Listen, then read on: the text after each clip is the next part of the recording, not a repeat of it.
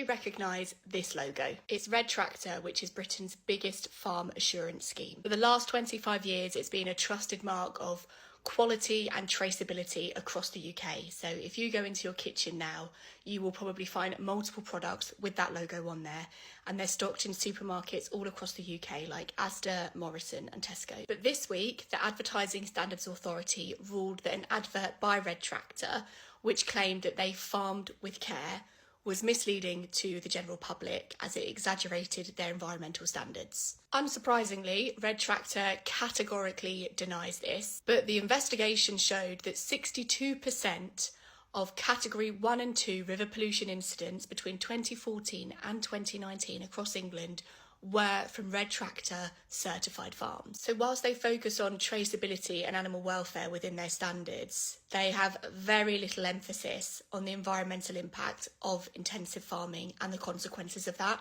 So what this does is create an illusion of responsibility whilst serious environmental and ecological harm continues. As someone who campaigns for clean rivers, it's really impossible to separate intensive farming from those wider environmental consequences. And equally, I don't think you can claim to care for animal welfare and have a strapline that is literally farmed with care when you are propping up a system that continues to allow the massive consequences of intensive farming on our river environments.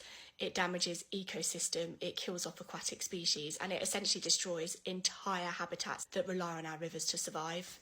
It's almost like certifying that a car is safe to drive because it has seat belts, but ignoring the fact that the exhaust pipe has fallen off and there are fumes billowing out the back. Ultimately, what this ruling should be is a moment to stop, rethink and challenge the status quo with our schemes and accreditations, because a lot of them, like Red Tractor, look at a small part of a much bigger problem. And maybe 25 years ago, before there was the public awareness and education around these massive environmental issues, that would have been okay. But I think right now people are too smart, people are too educated and people are too engaged in these issues to just let it fly anymore. And this ASA ruling is just a really good example of that.